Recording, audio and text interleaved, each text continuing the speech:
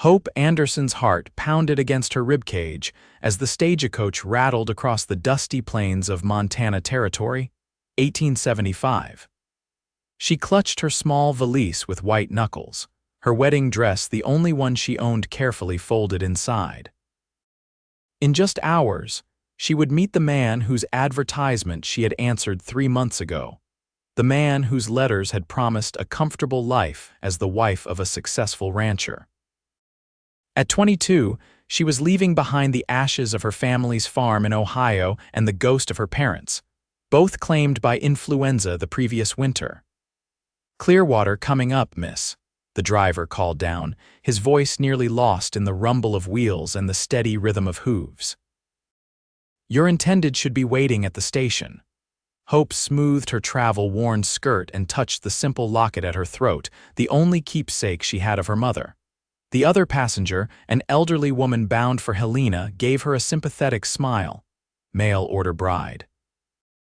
The woman asked, though it wasn't really a question. Hope nodded, forcing a brave smile. "Well, don't you worry, dear. My sister came out west the same way 20 years ago. Now she's got 5 children and more acres than she can ride in a day." The stagecoach slowed as it entered the town of Clearwater, a modest but growing settlement nestled in a valley with mountains rising in the distance.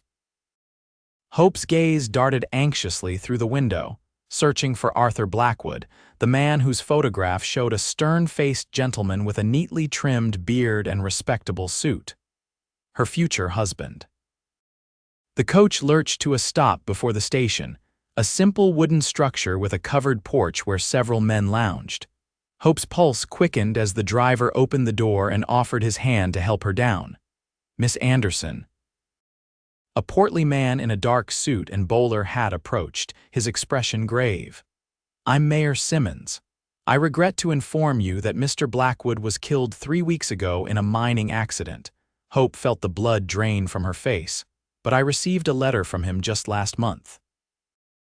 The mayor cleared his throat uncomfortably. "The accident happened shortly after he posted it, I'm afraid. The telegram sent to inform you must not have reached you before your departure." Hope swayed slightly, the ground beneath her feet suddenly unstable. I have no money to return east," she admitted, her voice barely audible. All her savings had gone toward her travel expenses and trousseau. "Perhaps we can find you employment in town until I'll marry her." The deep voice came from behind the mayor. Hope turned to see a tall man leaning against a hitching post, his broad shoulders draped in a worn leather vest over a simple cotton shirt. Dust covered his denim trousers and scuffed boots. Unlike the clean-shaven Arthur Blackwood, this man wore several days' worth of stubble on his sun-bronzed face, and his dark hair curled slightly beneath a wide-brimmed hat. "Mr. Blake," the mayor said with evident surprise. "This is hardly appropriate. Blackwood owed me money," the man said, straightening to his full height. "A considerable sum for cattle I delivered last spring. He promised payment once his bride arrived and his household was established." His blue eyes settled on Hope with an intensity that made her breath catch. "Seems to me the simplest solution is that I take both the debt and the bride." Hope felt her cheeks burn with indignation. "I am not property to be traded, sir." "Begging your pardon, madam," he said, removing his hat in a gesture that seemed more habit than genuine respect. "But you need a husband, and I need a wife to help with my ranch. Blackwood chose you for a reason, I reckon, unless you'd prefer to work at Millie's place." The mayor made a choking sound, and Hope noticed several of the men on the porch chuckling. She didn't understand the reference, but their reactions told her enough. "Brody Blake owns the Broken Bee Ranch," the mayor explained reluctantly. "It's a respectable operation, if somewhat rustic compared to what Blackwood might have offered." Hope assessed the man before her. Brody Blake was nothing like the distinguished gentleman she had expected to marry. He was younger, perhaps 30, with a rugged handsomeness that spoke of hard work under the open sky rather than business dealings behind a desk. His proposal was hardly romantic, but she recognized the practicality of the arrangement. And there was something in those blue eyes, a straightforwardness, perhaps even kindness, beneath the gruff exterior. "I would need assurances, Mr. Blake," she said, summoning her dignity. "A proper marriage, not simply an arrangement of convenience that you might discard when it no longer suits you." A hint of surprise, then respect, flickered across his features.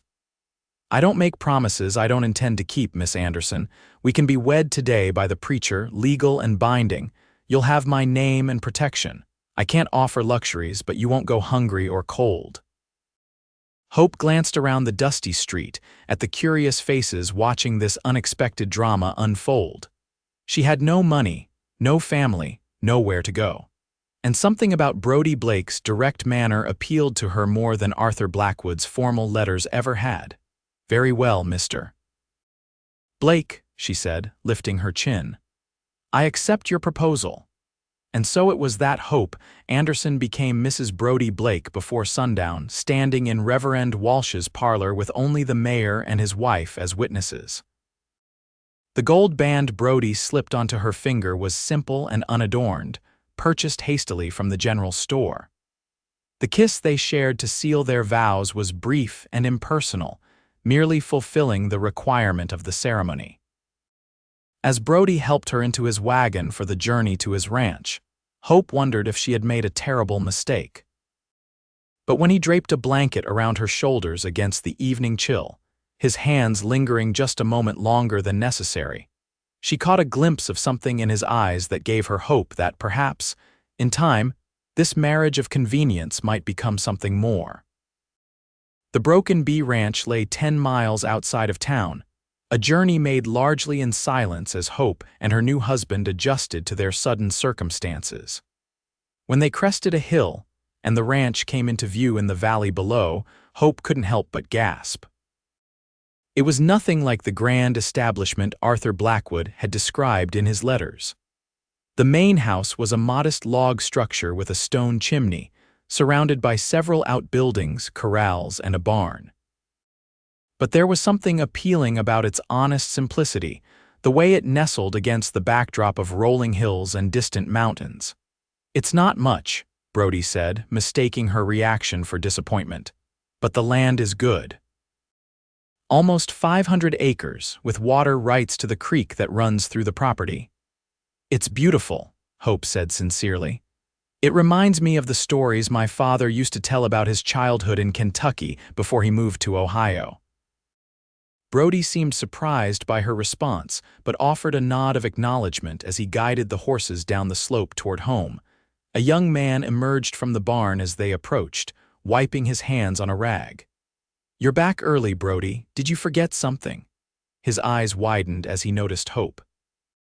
"Oh, howdy, madam. Tommy, this is Hope," Brody said, setting the brake and jumping down from the wagon. "My wife. Hope, this is Tommy Jenkins, my ranch hand." "Your wife?" Tommy's mouth fell open, "but I thought you were just going to town for supplies." "Change of plans," Brody said simply, coming around to help Hope down. His hands were strong and calloused as they circled her waist, and she felt an unexpected flutter in her stomach as he lifted her effortlessly to the ground. "But what about," Tommy began, only to be silenced by a sharp look from Brody. "We'll talk later," Brody said firmly. "For now, would you mind unloading the supplies while I show Hope the house?" Tommy nodded, still looking bewildered, and Hope wondered what or who he had been about to mention. Brody led her to the house, pushing open the heavy wooden door to reveal a main room that served as both kitchen and living area. A stone fireplace dominated one wall, with a worn but comfortable-looking sofa and 2 chairs arranged before it. The kitchen area featured a cast iron stove, a pine table with 4 chairs and simple cabinets. Everything was neat and functional if sparse. "Bedrooms through there," Brody said, nodding toward a door at the back of the room. "There's a smaller room next to it I use for storage. Could be made into another bedroom if needed someday." The implication hung in the air between them, a reminder of what marriage typically meant. Hope felt her cheeks warm. "It's a lovely home," she said quickly, "though I imagine it could use a woman's touch." "Never seemed necessary before," Brody admitted, "but I reckon you'll want to make changes." He ran a hand through his hair, suddenly looking uncomfortable. "Listen, about the sleeping arrangements." "I can bunk in the barn until—" "That won't be necessary," Hope interrupted, surprising herself with her boldness. "We are married, after all," she hesitated, "though I would appreciate some time to adjust to our circumstances." Relief mingled with something else, appreciation, perhaps in Brody's expression. "Of course. I'm not the kind of man who'd force himself on any woman, least of all his wife." An awkward silence fell between them, broken when Brody cleared his throat. "You must be hungry after your journey." "I'm not much of a cook, but I can manage bacon and beans." "Why don't you let me prepare dinner?" Hope suggested. "I may not know much about ranching, but I do know my way around a kitchen." For the first time, Brody's face relaxed into something approaching a smile. "I'd be mighty grateful. Been living on my own, cooking too long."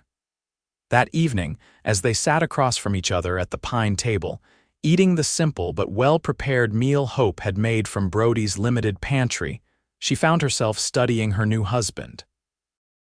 Despite his gruff manner, he showed glimmers of consideration, thanking her for the meal, insisting on washing the dishes himself since she had cooked, making sure she had everything she needed for the night. Later, as Hope lay in bed wearing her modest nightgown, the space beside her empty as Brody had promised to give her time, she contemplated the strange turn her life had taken. She had left Ohio expecting to marry a prosperous businessman. Instead, she had wed a rough-hewn rancher she had known for less than a day. Yet as she drifted towards sleep, lulled by the unfamiliar sounds of cattle lowing in the distance and the wind whispering through the pines outside her window, Hope couldn't help but think that perhaps fate had led her precisely where she needed to be. Morning came with the crowing of a rooster and the smell of coffee brewing.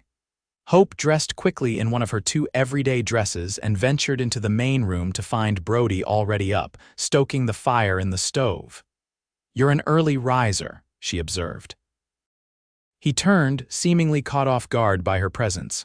"Cattle don't care if you want to sleep in," he said with a shrug. "Coffee's hot if you want some." "Thank you." Hope poured herself a cup, noting with approval that while the house was bachelor simple, it was clean and orderly. "What would you like for breakfast?" "Whatever's easiest. I usually just have coffee and biscuits. How about eggs and bacon? I noticed you have chickens." "Help yourself to whatever you find," he said. "What's mine is yours now." As Hope prepared breakfast, Brody sat at the table, occasionally stealing glances at her when he thought she wasn't looking. There was something almost boyish in his awkwardness that softened her toward him. "So," she said as they ate, "tell me about your ranch. How long have you owned it?" "Going on 5 years now," he replied. "Started with just 50 acres and a handful of cattle, built it up bit by bit." There was unmistakable pride in his voice. "It's good land. The creek never runs dry, even in the worst droughts." "And before that?" Brody seemed surprised by her interest. "Worked as a trail hand mostly. Drove cattle up from Texas a few times, saved every penny until I could buy my own spread." He paused. "What about you? Your letters to Blackwood, did you tell him about your family?" Hope nodded, a flicker of sadness crossing her features. "My parents had a small farm in Ohio. They died last winter influenza. I tried to keep the farm going, but—" She trailed off, the memory of her struggles still raw. "I'm sorry," Brody said, and she could tell he meant it. "Losing family is hard. Do you have family?" A shadow passed over his face. "Not anymore. Lost my ma when I was 12, pa when I was 16. Been on my own since." Hope felt a connection form between them, 2 orphans who had faced the world alone. "Well," she said softly, "neither of us is alone now." Something shifted in Brody's eyes, a warmth that hadn't been there before. But before he could respond, the door opened and Tommy stepped in. "Sorry to interrupt," the young man said, "but the fence in the north pasture needs fixing."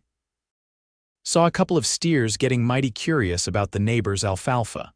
Brody nodded, rising from the table. "I'll head out there now." He glanced at Hope. "I'll be back for dinner. Don't worry about lunch for me." After he left, Hope set about exploring her new home more thoroughly. The kitchen was functional, but understocked, clearly the domain of a man who viewed food as fuel rather than pleasure. The bedroom was Spartan, with just the bed, a chest of drawers, and a small table. The storage room Brody had mentioned was filled with tools, spare parts, and boxes that looked like they hadn't been opened in years.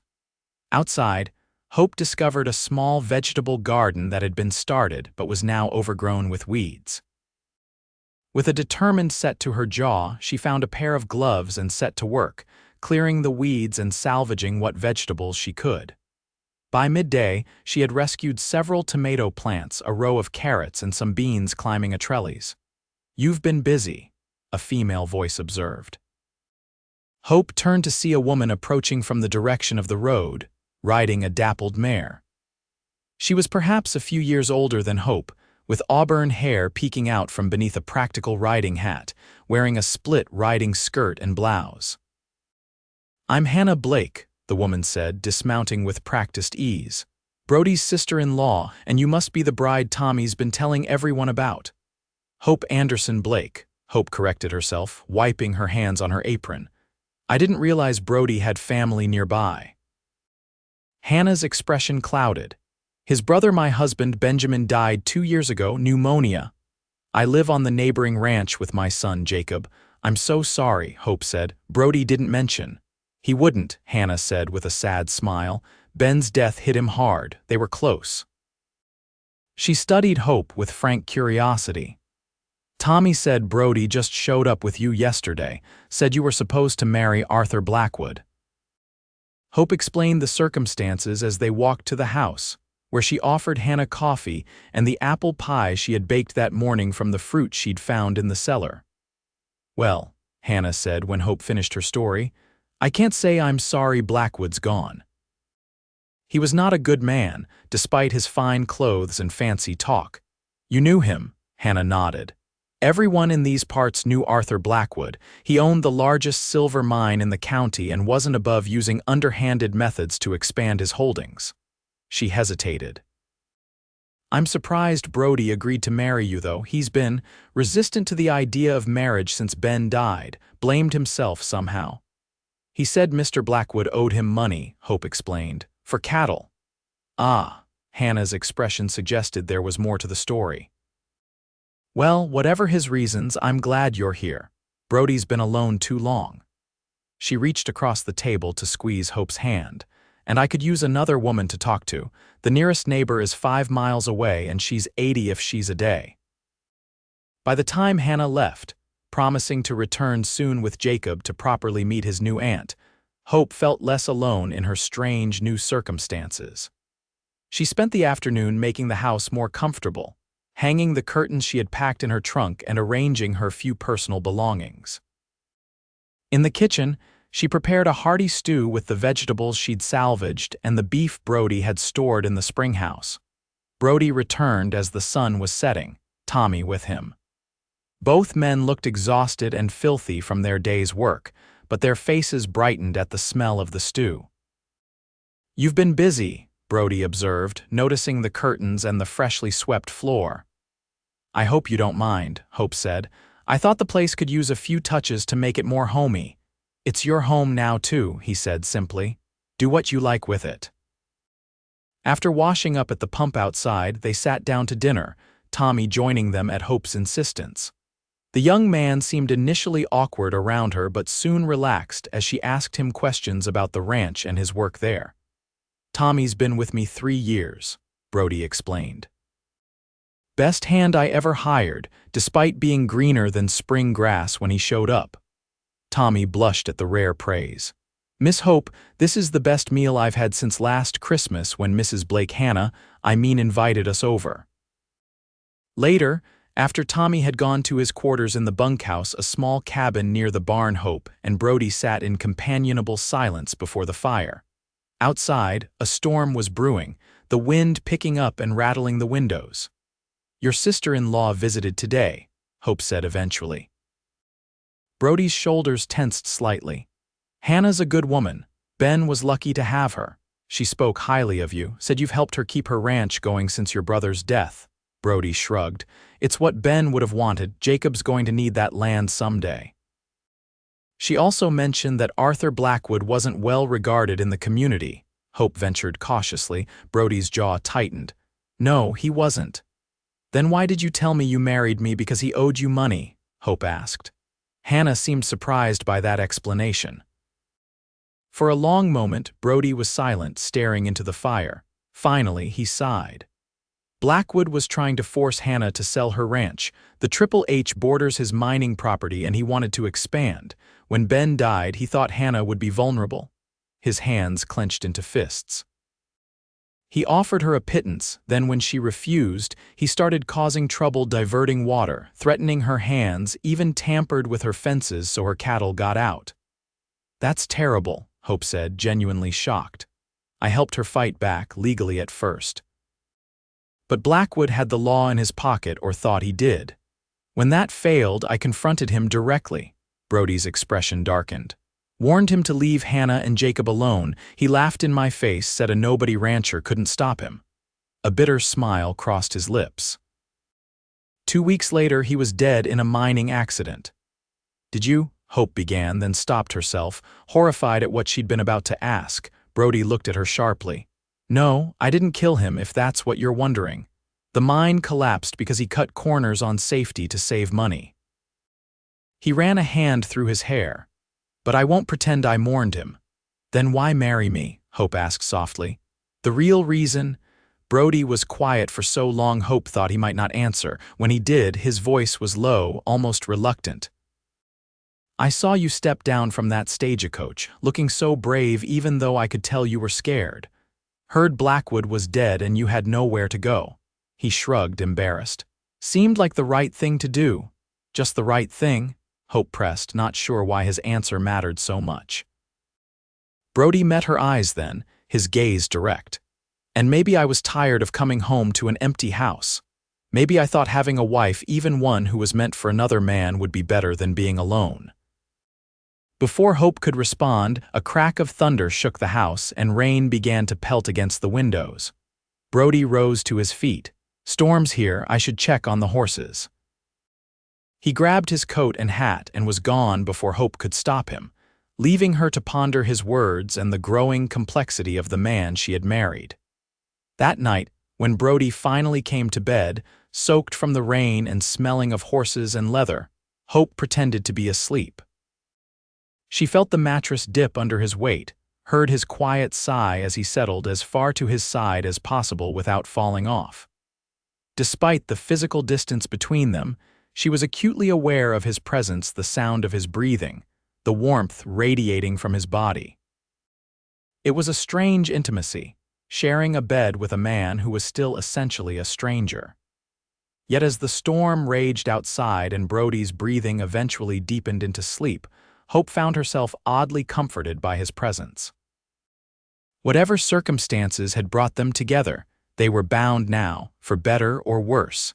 In the gray light of dawn, Hope awakened to find herself alone, the impression of Brody's head still visible on the pillow beside hers. She dressed quickly and moved to the kitchen, where she found a note on the table in a surprisingly neat hand. Gone to check fence line after storm. Back by noon. The day passed quickly as Hope continued her efforts to transform the ranch house into a true home. She baked bread, swept the porch, and ventured to the chicken coop to collect eggs, befriending the suspicious hens with handfuls of corn. By mid-morning, she had gathered enough courage to explore the barn, where she discovered a placid milk cow that had clearly not been milked in days. "You poor thing," Hope murmured, finding a stool and pail. Her father had taught her to milk when she was a girl, and though her technique was rusty, the cow seemed grateful for the relief. She was carrying the foaming pail of milk back to the house when she spotted a rider approaching, not Brody, but a stranger on a sleek black horse. The man was expensively dressed in a tailored suit despite the dust of the trail, with a silver watch chain gleaming across his vest. "Good morning, madam," he called, tipping his hat as he reined in his horse. "I'm looking for the owner of this property." "My husband is checking the fence line," Hope replied, setting down the milk pail. I'm Hope Blake. Can I help you? The man's eyebrows rose slightly. Blake's wife. I wasn't aware he had married. He dismounted smoothly. James Sullivan, at your service. I represent the estate of the late Arthur Blackwood. Hope felt a chill despite the warm morning sun. What business do you have with my husband? Just a small matter of property rights, Sullivan said with a smile that didn't reach his eyes. Would you mind if I waited for Mr. Blake's return? I've ridden quite a distance. Reluctantly, Hope invited him inside, her mind racing. She served him coffee, but declined to discuss ranch business in Brody's absence, despite Sullivan's subtle attempts to draw her out. Instead, she asked polite questions about the town and surrounding area, learning that Sullivan was not a local but had been Blackwood's lawyer, brought in from Denver. It was nearly noon when they heard the sound of approaching hooves. Hope excused herself and hurried outside, reaching Brody just as he dismounted. "There's a man here," she said in a low voice. "James Sullivan. He says he represents Arthur Blackwood's estate." Brody's expression hardened. "What does he want?" He wouldn't say exactly. Something about property rights. Brody's jaw tightened as he handed her the reins. "Would you mind seeing to my horse? I'll deal with Sullivan." Hope nodded, sensing the tension radiating from her husband. As she led the horse to the barn, she could hear the men's voices from the porch, Sullivan's smooth and persuasive, Brody's increasingly angry. Blackwood had no legal claim to that water, Brody's voice carried clearly. Those rights have been deeded to this property for 20 years. Hope couldn't make out Sullivan's reply, but when she returned to the house 10 minutes later, the lawyer was mounting his horse, his urbane manner replaced by cold formality. "Your husband is making a mistake," he told Hope as he gathered his reins. "The Blackwood Mining Company will not be denied what is rightfully theirs. Please convey to Mr. Blake that my offer remains open until Friday." As Sullivan rode away, Hope turned to find Brody standing on the porch, his face like thunder. What was that about? She asked, climbing the steps to join him. Brody ran a hand through his hair, a gesture she was beginning to recognize as a sign of frustration. Blackwood left his mining interests to his nephew in Denver. They're claiming they own the water rights to the creek that runs through our property. His laugh was bitter. The same claim Blackwood tried to use against Hannah. Can they do that? Not legally, but they have money for lawyers and judges. Brody's shoulders slumped slightly. Sullivan offered to buy our ranch, said it would be simpler than a court battle. And you refused. "This land is all I have," Brody said simply. "All I've worked for. I won't give it up without a fight." Hope was silent for a moment, absorbing the gravity of the situation. Then she straightened her shoulders. "Then we'll fight together," she said firmly. "This is my home now, too." Brody looked at her with surprise, then something that might have been gratitude. "Hope, you don't have to. I'm your wife," she interrupted. "For better or worse, remember? Besides," she added with a small smile, "I've only just started to make this place habitable. I'm not about to abandon it now." For the first time since she'd met him, Brody Blake laughed, a genuine sound that transformed his face and made him look younger, almost carefree. "You're something else, Hope Blake," he said, shaking his head. "I think I might have gotten the better end of our bargain." The moment of lightness was broken by Tommy riding in at a gallop. "Brody, the creek's been dammed upstream. Water's barely a trickle coming through to the south pasture," Brody cursed under his breath. Sullivan didn't waste any time. He turned to Hope. "I need to go check this out. We'll be back by dark." As Brody and Tommy rode out, Hope was left to contemplate this new threat to their livelihood. It seemed her new life in Montana would be more complicated than she had anticipated. But as she returned to her bread making, she realized she felt more alive, more purposeful than she had in months. This ranch, this land, it was worth fighting for. And Brody Blake, with his quiet strength and unexpected moments of tenderness, was becoming someone she wanted to fight alongside. The next few days established a rhythm to their married life. Brody and Tommy worked from dawn to dusk, alternating between normal ranch duties and countering the sabotage attempts that continued despite Sullivan's departure. Someone had cut their fence line twice more, and cattle from the neighboring range kept mysteriously appearing on broken bee land. Hope threw herself into creating a home, making curtains from fabric she found in a trunk, tending the garden and preparing hearty meals for the hard-working men. Each evening, she and Brody would sit by the fire, sometimes in companionable silence, sometimes discussing the events of the day. They still slept with a careful distance between them in the bed they shared, but Hope found herself increasingly aware of Brody's presence, the way his calloused hands moved as he cleaned his rifle, the rare smile that transformed his serious face. On the fourth day after Sullivan's visit, Hannah arrived with her 8-year-old son, Jacob, a solemn-eyed boy with his father's dark hair and his mother's determined chin. "Aunt Hope," the boy exclaimed, having apparently decided to adopt her as family immediately. "Mama says you make the best apple pie in the territory. Is that true?" Hope laughed. "I don't know about that, but I did bake one this morning. Would you like a piece?" As Jacob enthusiastically devoured his pie at the kitchen table, Hannah drew Hope aside. "There's talk in town," she said in a low voice. "Sullivan's been making offers to buy up water rights all along the creek. Some of the smaller ranchers have already sold." "Brody won't sell," Hope said with certainty. Hannah smiled. "No, he won't. Blake men are stubborn as mules." She studied Hope's face. "You care for him already, don't you?" Hope felt heat rise to her cheeks. "He's been kind to me, and I admire his determination." Hannah said, clearly unconvinced by Hope's attempt at nonchalance. "Well, I'm glad he found you, whatever the circumstances." "He deserves happiness." Her expression grew serious. "But be careful, Hope. The Blackwood Mining Company plays dirty. Ben and Brody found that out the hard way 2 years ago." "What happened 2 years ago?" Hannah glanced at Jacob to ensure he was still occupied with his pie. "The mine Blackwood was operating then, not the one that collapsed, was polluting the creek. Ben confronted him about it, and the next day our barn burned down." She shook her head. "No proof it was Blackwood, of course, but Ben knew. We all knew." Hope felt a chill. "Have you told the sheriff?" "Sheriff Daniels?" Hannah laughed without humor. "He's in Blackwood's pocket, or was anyway. Now I suppose he's in the nephew's pocket." After Hannah and Jacob left, Hope pondered this new information as she prepared dinner. The situation was more dangerous than she had realized. When Brody returned that evening, she shared what Hannah had told her. "I didn't want to worry you," Brody admitted as they sat at the table, "but Hannah's right. We need to be careful." "We should post a guard at night," Hope suggested. "If they've resorted to arson before, already ahead of you," Brody said. "Tommy's been sleeping in the barn, and I've asked our other hand, Hank, to come back early from his visit to his sister's place." He reached across the table and for the first time covered her hand with his.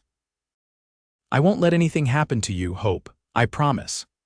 The touch of his hand, warm and strong around hers, sent an unexpected flutter through Hope's chest. "I'm not afraid," she said, surprised to realize it was true. "Not for myself, anyway." Brody's eyes held hers, something unspoken passing between them. Then he squeezed her hand once and let go. "Get some rest. Tomorrow's going to be a busy day. The cattle in the south pasture need to be moved to higher ground before the creek dries up completely." That night, as they lay in bed with the customary space between them, Hope found herself unable to sleep. The ranch had become more than just a refuge from poverty. It was becoming a true home. And Brody. Brody was becoming more than just the man who had offered her shelter when she had nowhere else to go.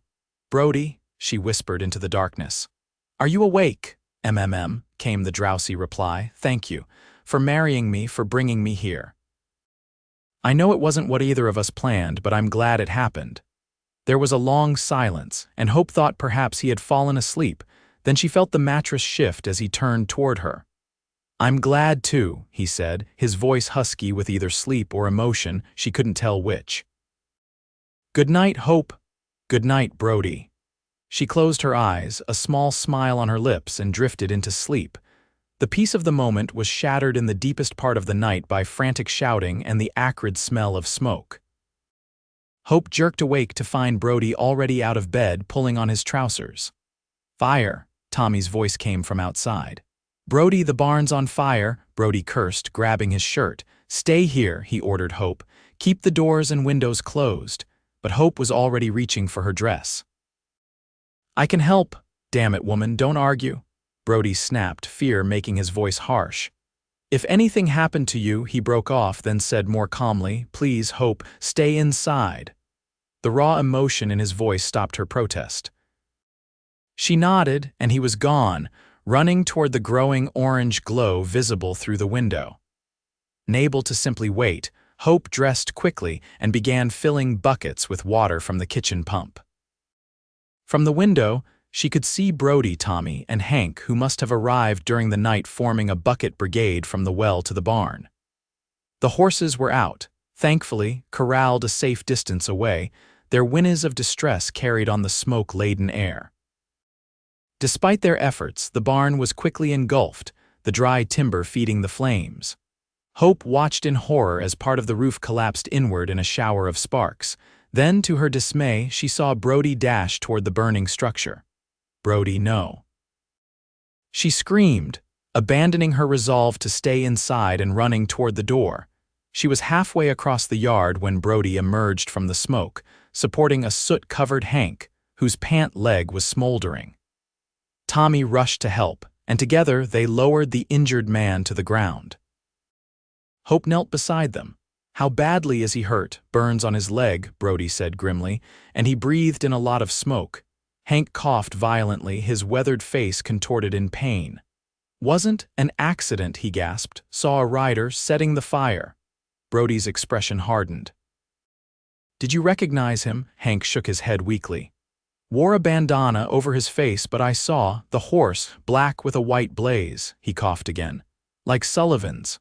"We need to get him inside," Hope said urgently. "I can treat the burns, but he needs clean air." With Brody and Tommy's help, they carried Hank to the house and laid him on the sofa. As Hope tended to his injuries with lard and clean bandages, Brody paced the room, his face grim. "Sullivan's gone too far," he said. "This is attempted murder." "We should go to the sheriff," Hope argued, though she remembered Hannah's warning about Sheriff Daniels. "And say what? That we think Sullivan's behind it because of a horse with a white blaze." Brody shook his head. "There are dozens of horses that match that description in the county." "Then what do we do?" Brody's eyes met hers, and the cold determination she saw there sent a shiver down her spine. "We protect what's ours." For the next week, the ranch was on constant alert.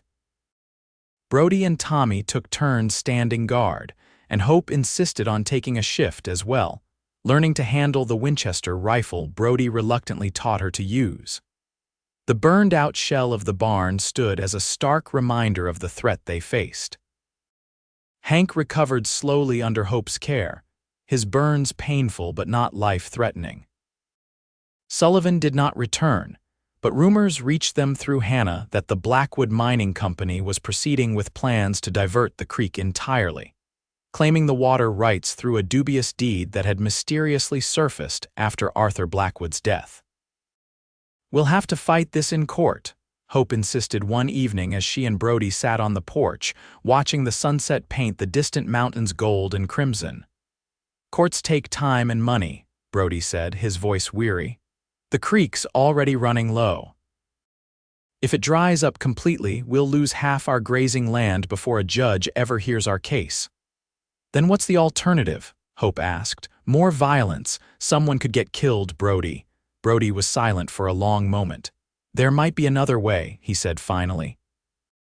"The deed Sullivan's claiming is supposedly signed by old man Peterson, who owned this land before I bought it.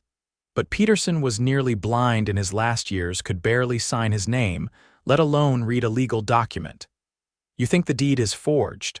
I'd stake my life on it." Brody turned to her, his eyes alight with a new determination.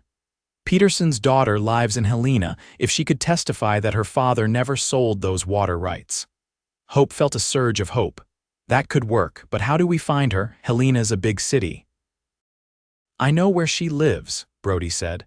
I met her when I bought the property, but someone would have to go to Helena, convince her to come back with them, or at least sign an affidavit. I'll go, Hope volunteered immediately. No, Brody said firmly. It's too dangerous. Sullivan might have men watching the roads. That's exactly why it should be me, Hope argued. They'll be looking for you or Tommy. A woman traveling alone won't draw attention. She placed her hand on his arm. Brody, you know I'm right. The conflict played across his face, concern for her safety warring with the logic of her argument. Finally, he sighed. I don't like it, but you're right. His hand covered hers where it rested on his arm. Promise me you'll be careful. I promise, she said softly. Then, feeling bold, she leaned forward and kissed his cheek. I'll come back to you, Brody. Trust me. The surprise in his eyes was quickly replaced by something warmer, deeper. For a breathless moment, Hope thought he might pull her into his arms. Instead, he squeezed her hand. I do trust you, he said. More than I've trusted anyone in a long time. The journey to Helena was long and uncomfortable, the stagecoach crowded with miners, traveling salesmen, and a missionary couple returning from the Flathead Reservation. Hope kept to herself, offering polite smiles but little conversation, her mind occupied with her mission and the ranch she had left behind. She found Mary Peterson Williams exactly where Brody had said she would be, in a modest home on the outskirts of Helena. The woman was initially suspicious of Hope's visit but warmed quickly when Hope explained the situation. That land was my father's pride and joy, Mary said indignantly. He would never have sold those water rights to Blackwood, least of all. Pa couldn't stand the man. Then you'll help us. Hope asked eagerly. You'll sign a statement confirming your father never sold the rights. I'll do better than that, Mary declared. I'll come back with you and tell Judge Wilson myself. He's an old friend of my father's, used to go fishing together. Hope could hardly believe their luck. Judge Wilson, is he the circuit judge for Clearwater? He is indeed, Mary said with satisfaction. And unlike some, he can't be bought. 2 days later, Hope and Mary boarded the stagecoach back to Clearwater, Mary clutching a leather portfolio containing her father's original documents related to the ranch. Hope felt a growing excitement as the miles passed beneath the coach wheels. With Mary's testimony and these papers, they had a real chance of defeating Sullivan's claims. The stagecoach was approaching the final stretch of road into Clearwater when disaster struck. A fallen tree blocked the path, forcing the driver to stop. Before Hope could register what was happening, masked men surrounded the coach, guns drawn. Everyone out, one of them shouted. This is a robbery. Passengers disembarked in terrified silence, hands raised. Hope kept close to Mary, her heart pounding. The robbers collected watches, wallets, and jewelry with practiced efficiency. Then one of them, taller than the rest, approached Hope. What's in the bag, lady? He demanded, gesturing to Mary's portfolio. Just family papers, Hope stammered. Nothing valuable. The man grabbed the portfolio from Mary's hands. I'll be the judge of that. He opened it, scanning the contents with more interest than a common robber would show in legal documents. With a jolt of realization, Hope understood this was no random holdup. These men had been sent by Sullivan to intercept Mary's papers. Please, she said desperately. Those papers are important to us but worthless to anyone else. The tall robber chuckled. Not to everyone, it seems. He tucked the portfolio inside his coat. Boys, we got what we came for. Let's ride. As suddenly as they had appeared, the robbers were gone, leaving the shaken passengers to continue their journey once the driver and guard had cleared the tree from the road. Mary was inconsolable, blaming herself for not making copies of the documents. What will we do now? She lamented as the coach rolled into Clearwater. Those were the only proof of my father's water rights. Hope squeezed the older woman's hand reassuringly, though her own heart was heavy with disappointment. We still have your testimony. Judge Wilson knows you. He'll believe you over some forged document. But as they stepped down from the coach in front of the Clearwater Hotel, Hope's fragile optimism was dealt another blow. Sheriff Daniels was waiting for them, his expression grim beneath the brim of his hat. Mrs. Blake, he said, touching his hat. Been looking for you. There's been trouble out at your ranch. Hope's blood ran cold. What kind of trouble? Is Brody all right? The sheriff shifted uncomfortably. Your husband's been shot, madam. He's alive, but Doc Marshall says it's touch and go. The world seemed to tilt beneath Hope's feet. Mary quickly steadied her with a supportive arm. When? Hope managed to ask. How? 2 days ago, ambush while he was checking the creek. Sheriff Daniels actually looked genuinely troubled. Mrs. Blake, there's more. Your ranch hand, Tommy Jenkins, was arrested this morning. He claims he saw who shot your husband, says it was one of Sullivan's men.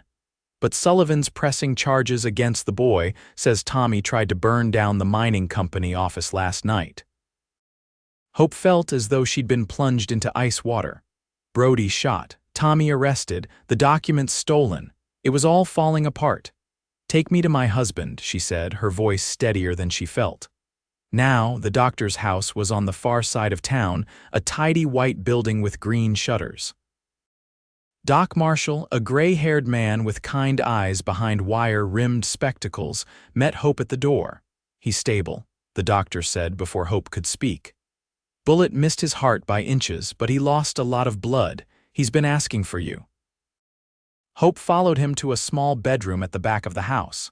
The sight of Brody, pale and still against the white sheets, bandages visible beneath his nightshirt, nearly undid her composure. She rushed to his side, taking his hand in hers. Brody, she whispered, I'm here. His eyelids fluttered, then opened. Recognition and relief washed over his face. Hope, he said, his voice weak but determined. You're safe. Of course I'm safe, she said, blinking back tears. It's you I'm worried about. Sullivan, Brody said, struggling to sit up. He's behind this. Tommy saw, I know, Hope said, gently pressing him back against the pillows. Sheriff Daniels told me Tommy's been arrested. She hesitated, then added, we were robbed on the way back from Helena. They took Mary Peterson's documents. Brody closed his eyes briefly, his jaw clenching. Then we have nothing, no proof. We have Mary's testimony, Hope insisted, and yours and Tommy's if we can get him released. Sullivan has Judge Wilson's ear, Brody said grimly, without those documents. Hope refused to accept defeat, then we'll find another way. There must be copies of the deed somewhere or witnesses who knew about the water rights. She squeezed his hand. I'm not giving up, Brody Blake, and neither are you. A ghost of a smile touched his lips. Stubborn woman. You need a stubborn woman, she retorted. Someone has to match that Blake's stubbornness Hannah's always talking about. The mention of his sister-in-law seemed to remind Brody of something. Hannah, he said urgently. Go to Hannah. Ben kept copies of all the ranch documents in his safe. There might be something there about Peterson's water rights. Ben helped me buy this place, looked over all the paperwork. Hope felt a surge of hope. I'll go first thing tomorrow. No, Brody said firmly. Go now. Sullivan's men could be watching the doctor's house. Wait till dark, then slip out the back way. His grip on her hand tightened. Be careful, Hope. I can't lose you. The naked emotion in his voice caught her by surprise. You won't lose me, she promised, and impulsively leaned down to kiss him, not on the cheek this time, but fully on the lips. The kiss was brief but heartfelt, conveying all the feelings that had been growing between them over the past weeks. When she pulled back, Brody was looking at her with wonder, as if seeing her for the first time. Come back to me, he whispered. Always, she replied, and reluctantly left his side to prepare for her journey to the Triple H Ranch. The night was moonless, perfect for moving undetected. Hope borrowed a horse from Doc Marshall's stable and rode through the darkness toward Hannah's ranch, taking a roundabout route to avoid the main road where Sullivan's men might be watching. The journey took twice as long as it should have, but she arrived safely just before midnight. Hannah was shocked by Hope's news but immediately led her to the safe hidden behind a painting in Ben's old study. Ben was meticulous about paperwork, she said as she worked the combination. Said you never knew when you might need to prove ownership of something. The safe contained a trove of documents, deeds, bills of sale, contracts, all neatly labeled and organized. After an hour of searching, they found what they were looking for.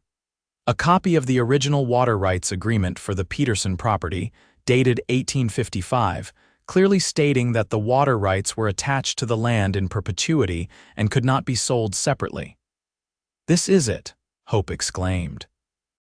"This proves Sullivan's deed is a forgery." Hannah looked triumphant.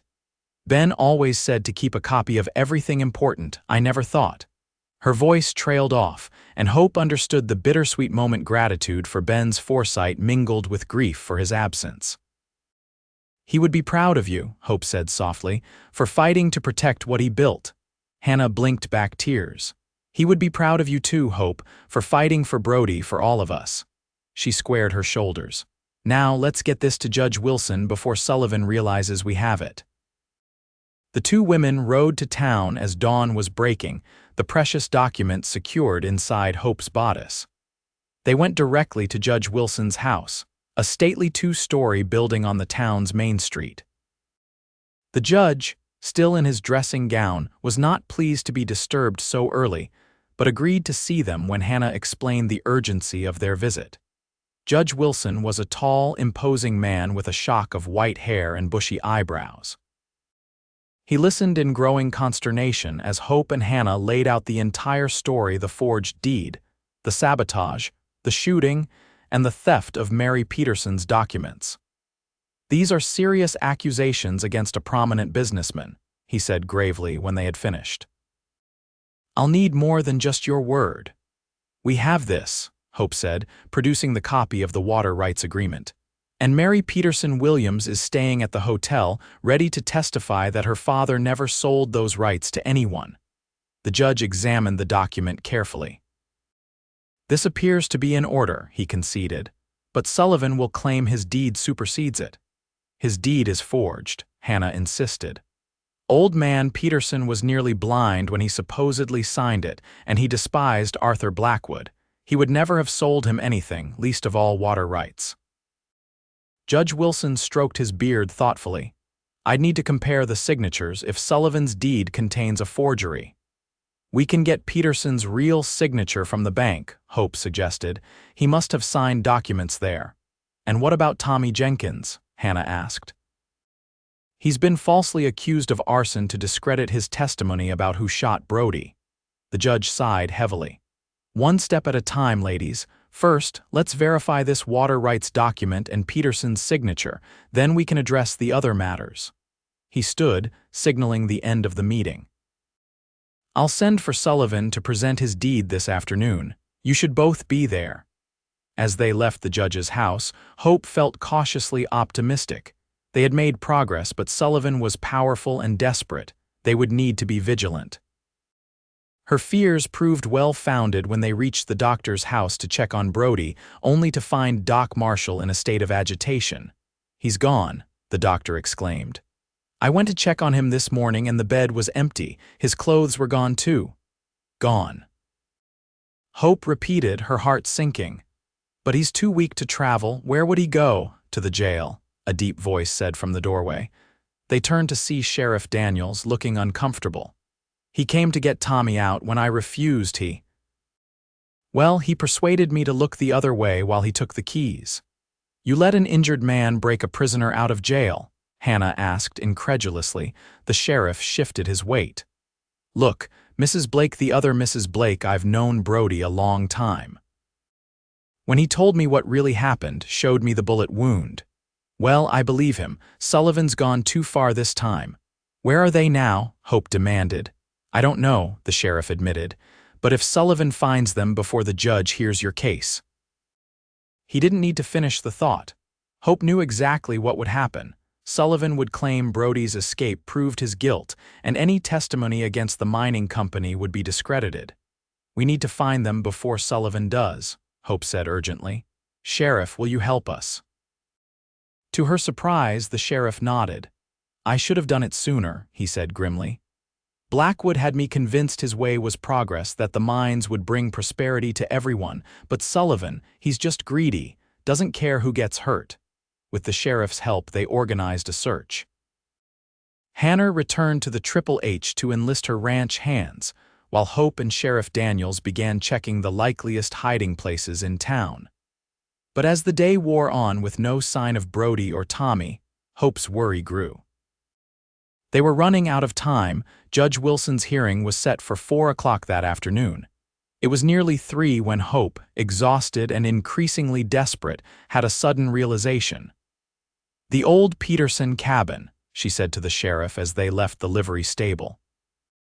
"Brody mentioned it once said the old man built it when he first claimed the land before the main house. It's abandoned now, hidden in a grove of pines near the creek." Sheriff Daniels looked skeptical. "That's a long ride for an injured man." "Brody would go somewhere Sullivan wouldn't think to look," Hope insisted. "Somewhere with meaning to him." They rode hard for the Broken Bee, then followed Hope's uncertain directions to the cabin. As they approached the grove of pines, the sheriff signaled for caution. "Let me go first," he whispered, drawing his revolver. The cabin was small and weathered, nearly invisible among the trees. Smoke rose faintly from the stone chimney. Someone was inside. Sheriff Daniels dismounted and approached carefully, Hope close behind despite his gesture for her to stay back. "Brody," the sheriff called. "It's Daniels. Hope's with me." After a tense moment, the cabin door opened slowly. Tommy stood there, a rifle in his hands, his young face haggard with worry. When he saw Hope and the sheriff, relief washed over his features. "Thank God," he said, lowering the rifle. "Brody's fever's getting worse. I didn't know what to do." Hope rushed past him into the cabin. Brody lay on a narrow cot, his face flushed with fever, his bandages spotted with fresh blood. She knelt beside him, pressing her hand to his forehead. He was burning up. "You fool," she whispered, tears stinging her eyes. "Why didn't you stay put?" Brody's eyes fluttered open, recognition dawning slowly. "Hope," he murmured, "had to get Tommy out. Sullivan's men were coming for him." "SHH," she soothed, wiping his brow with her handkerchief. "Save your strength. We found the water rights document. Judge Wilson is hearing our case this afternoon." A ghost of a smile touched Brody's lips. "Knew you would. Find a way." Sheriff Daniels knelt beside Hope. "We need to get him back to town to dock marshal, and we need to be at that hearing." "I'll take him," Tommy volunteered. "You two go to the hearing. Stop Sullivan." Hope hesitated, torn between staying with Brody and facing Sullivan in court. Brody seemed to sense her conflict. "Go," he said, gripping her hand weakly. "Finish this for us, for our home." Hope pressed a kiss to his fevered brow. "I will," she promised. "And when this is over, we're going to have a real marriage, Brody Blake. No more sleeping on opposite sides of the bed." His eyes widened slightly, then crinkled at the corners in a smile. "Yes, madam," he whispered. Hope and Sheriff Daniels arrived at the courthouse just as the hearing was beginning. James Sullivan was already there, impeccably dressed and confident, flanked by 2 men who looked more like hired guns than legal assistants. Mary Peterson Williams sat with Hannah, both women looking resolute. Judge Wilson called the hearing to order, explaining that they were there to determine the rightful owner of the water rights to Peterson Creek. Sullivan presented his deed first, a formal-looking document bearing what he claimed was John Peterson's signature. When it was Hope's turn, she approached the bench with quiet confidence. "Your Honor, I have here the original water rights agreement for the Peterson property, dated 1855. She presented the document Hannah had found in Ben's safe. "As you can see, it clearly states that the water rights are tied to the land and cannot be sold separately." Sullivan scoffed. "That document is over 20 years old. My deed supersedes it." "The document may be old, but its provisions are binding," Hope countered. "Furthermore, we contend that Mr. Sullivan's deed is a forgery." A murmur ran through the small crowd that had gathered to watch the proceedings. Sullivan's face darkened. "That's a serious accusation, Mrs. Blake." "One we can prove," Hope said firmly. She turned to the judge. "Your Honor, we've obtained samples of John Peterson's signature from the Clearwater Bank, dated from the same period as Mr. Sullivan's supposed deed." She presented these documents as well. "As you can see, the signature on Mr. Sullivan's deed bears little resemblance to Mr. Peterson's actual handwriting." Judge Wilson examined the signatures carefully, his bushy eyebrows drawing together in concentration. Indeed, there are significant differences, he noted. Furthermore, Hope continued, we have Mary Peterson Williams here to testify that her father never sold those water rights to anyone, and would certainly never have sold them to Arthur Blackwood, whom he deeply distrusted. Mary stepped forward to give her testimony, her voice clear and confident as she explained her father's feelings about the land and the mining operations. Sullivan tried to discredit her, suggesting she was too young at the time to know her father's business dealings, but Mary stood her ground. As the hearing progressed, Hope noticed Sullivan growing increasingly agitated. When Judge Wilson called a brief recess to consider the evidence, she saw Sullivan conferring urgently with his men, their expressions grim. He knows he's losing, Hannah whispered to Hope. That makes him dangerous. Hope nodded, her thoughts turning to Brody. Was he safely back with Doc Marshall by now? Had his fever broken? She longed to be by his side, but knew this fight was just as important to his recovery as any medicine. When Judge Wilson returned, his expression was solemn. After reviewing the evidence presented today, I find that the water rights to Peterson Creek legally belong to the Broken Bee Ranch, as stipulated in the original 1855 agreement. He fixed Sullivan with a stern gaze. Furthermore, I am referring the matter of the questionable deed to the district attorney for investigation into possible forgery. A cheer went up from the spectators, many of them small ranchers who had their own grievances against the mining company. Sullivan's face contorted with rage. "This isn't over," he snarled at Hope. "You'll regret crossing me." "Is that a threat, Mr. Sullivan?" Sheriff Daniels asked, stepping forward. "Because I'd advise against it. In fact, I'd advise you to leave town by sundown. There are some serious allegations being made about your involvement in the shooting of Brody Blake and the frame-up of Tommy Jenkins." Sullivan looked from the sheriff to the hostile crowd, calculating his odds. Finally, he nodded curtly. "You haven't heard the last of this," he said, but there was less conviction in his voice. He gestured to his men and they pushed their way out of the courthouse.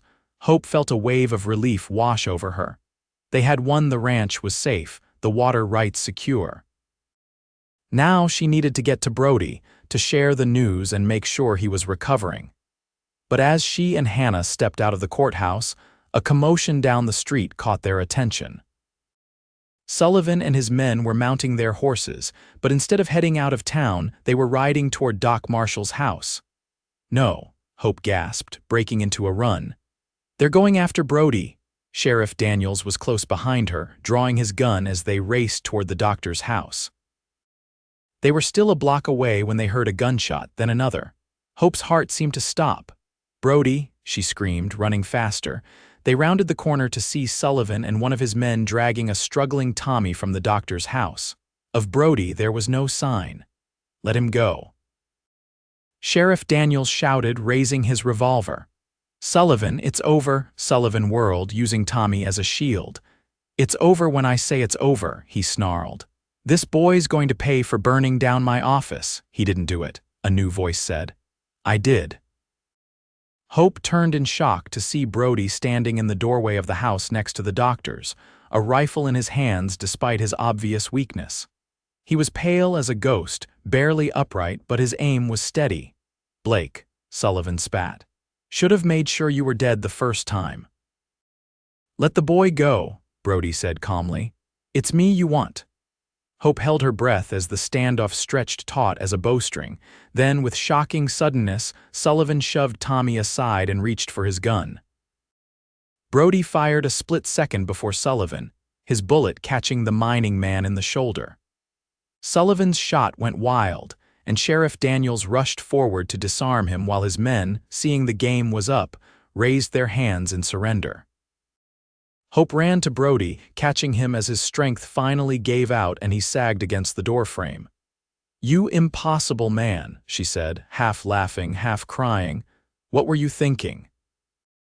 "Couldn't let him hurt anyone else," Brody murmured, allowing her to help him back inside where an exasperated Doc Marshall was waiting. "Did we win? The hearing, we won, Hope confirmed as she helped him to a chair. The water rights are ours. And Sullivan's being arrested for attempted murder, among other charges. Relief washed over Brody's face. Then it was worth it. Hope wanted to scold him for risking his life, but the love shining in his eyes stopped the words in her throat. Instead, she leaned down and kissed him, not caring who saw. "Don't ever scare me like that again," she whispered against his lips.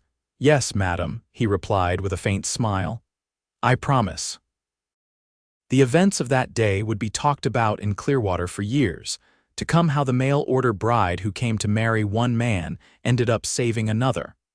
How Sullivan and his men were marched off to jail. How Judge Wilson declared the water rights case a landmark decision that would protect small ranchers throughout the territory.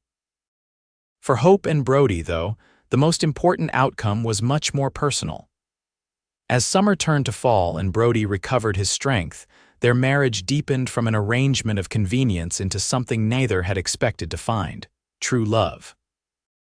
The rebuilding of the barn became a community effort, with ranchers from miles around coming to help, grateful for the stand Brody and Hope had taken against the mining company. Hannah and Jacob were frequent visitors, the boy delighting in his role as honorary ranch hand under Tommy's patient guidance. One evening in late September, as Hope and Brody sat on their porch watching the sunset paint the mountains gold, Brody took her hand in his. "I've been thinking," he said hesitantly. "Maybe it's time we made use of that second bedroom, turn it into a nursery." Hope's heart skipped a beat. "Are you saying you want to start a family?" Brody's eyes, so often serious, crinkled at the corners with his smile. "I'm saying I love you, Hope Blake. I think I started falling in love with you the moment you stepped down from that stagecoach, but I was too stubborn to admit it, even to myself." Hope leaned into his embrace, happiness bubbling up inside her like a spring. "I love you too," she whispered. "And yes, I think it's definitely time for that nursery." His kiss was tender yet passionate, filled with promise for their future together. When they finally broke apart, breathless, Brody brushed a strand of hair from her face with gentle fingers. "You know," he said thoughtfully, "when you arrived as a mail-order bride for Arthur Blackwood, I thought fate had played a cruel joke on both of us. Now I see it was the best thing that could have happened." Hope smiled up at him, her heart full. "Not fate," she corrected. "Providence. My mother always said God works in mysterious ways." Brody nodded, pulling her closer as the first stars appeared in the darkening sky. "Well then," he murmured against her hair, "remind me to thank him properly." And there, as night fell over the Broken Bee Ranch, Hope and Brody Blake held each other close, no longer a mail-order bride and the stranger who had married her out of duty, but a husband and wife bound by the strongest tie of all: love freely given and joyfully returned. Spring came early to Montana Territory in 1876, bringing with it new life and fresh beginnings. The creek that had been the subject of so much conflict now ran full and clear, nourishing the lush grass of the Broken Beeticus pastures. Calves frolicked beside their mothers, their playful antics bringing smiles to the faces of those who watched them. No one smiled more than Hope Blake as she stood on the porch of the ranch house, one hand resting on her swelling belly. At 7 months along, the evidence of new life was unmistakable beneath her loose-fitting dress. Behind her, the house had undergone a transformation as significant as the one in her own life. Cheerful curtains hung at the windows, a flower garden bloomed beside the porch, and the inside had been made cozy with quilts, cushions, and the small touches that turned a house into a home. Admiring the view, Brody's arms encircled her from behind, his hands coming to rest protectively over hers on her belly. She leaned back against his solid strength, savoring the moment. "Admiring everything," she replied. "The ranch has never looked better." "That's your doing," he said, pressing a kiss to her temple. "You've brought life back to this place, to me." Hope turned in his arms to face him, noting with pleasure how the haunted look that had once shadowed his eyes was long gone, replaced by contentment and purpose. "We did it together," she corrected gently. Just as we'll raise this little one together." Brody's expression softened as he placed his hand on her belly again. As if on cue, the baby kicked, drawing a laugh from both parents. "Strong like his mama," Brody said proudly. "Or her papa," Hope countered with a smile. They had chosen not to guess whether they were having a son or daughter, agreeing that either would be a blessing. The sound of approaching hooves drew their attention. Tommy was riding in from the north pasture, waving his hat to signal all was well with the herd. At 18 now, he had grown taller and broader over the past year, taking on more responsibility as Brody's right-hand man. The charges against him had been dropped after Sullivan's arrest, and he had become like family to Hope and Brody. "Mail's here," he called as he dismounted. "Sheriff Daniels asked me to bring it out when I was in town." Hope accepted the small bundle of letters, sorting through them quickly. "Here's one from Hannah," she said, recognizing her sister-in-law's handwriting. "And one from Mary Peterson Williams." "Any news about Sullivan?" Brody asked, his expression darkening slightly at the mention of the man who had nearly cost him everything. Tommy shook his head. "Sheriff says the trial's still set for next month in Helena. Sullivan's lawyer keeps trying to delay, but the judge isn't having it." Brody nodded in satisfaction. After Sullivan's arrest, evidence had mounted against him. The forged deed, the attempted murder of Brody, the arson at the broken BTK's barn, and similar crimes against other ranchers who had stood in his way. The Blackwood Mining Company had been sold to new owners who were more interested in cooperation than confrontation with the local ranchers. "Enough about Sullivan," Hope declared, tucking the letters into her pocket to read later. "Tommy, you'll stay for supper, won't you? I've made apple pie." The young man's face lit up. "Yes, madam, just let me see to my horse and I'll be right in." As Tommy led his mount toward the barn, rebuilt stronger and larger than before, Hope turned back to Brody. "I've been thinking," she said, her tone casual though her eyes sparkled with excitement. "The house is getting a bit crowded with the nursery and all. Perhaps we should consider adding a room or two." Brody raised an eyebrow. "Planning for more children already? This one isn't even born yet." Hope laughed. "Eventually, yes, but I was thinking more immediately about Tommy. He's been sleeping in the bunkhouse, but with Hank and the 2 new hands we hired, it's cramped. He deserves a space of his own, don't you think? He's practically family." Brody's expression softened. "You've got a big heart, Hope Blake. It's one of the many reasons I love you." He nodded slowly. "A couple of extra rooms would be good. I've been saving the money from the cattle sale last fall. Spring roundup should bring in more." Hope leaned up to kiss him, her heart full.